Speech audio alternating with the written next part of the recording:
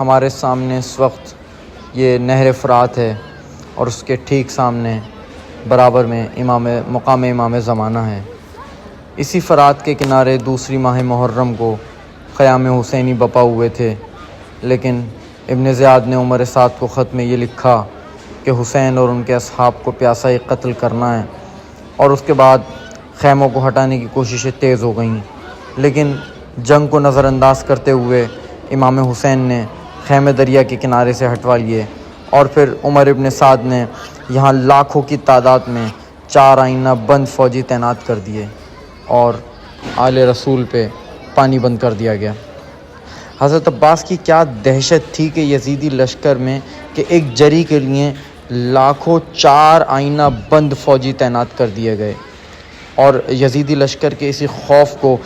مرزا دبیر اسی انداز میں بیان کرتے ہیں کہ کس شیر کی آمد ہے کہ رن کانپ رہا ہے، رستم کا بدن زیر کفن کانپ رہا ہے۔ اور اسی نہر فرات کا تعلق لکھنؤ کے نوابین سے تاریخ میں ملتا ہے۔ اودھ کے بادشاہ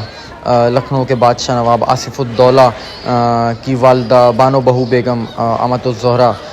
جو کہ ایک امیر ترین شخصیت تھیں،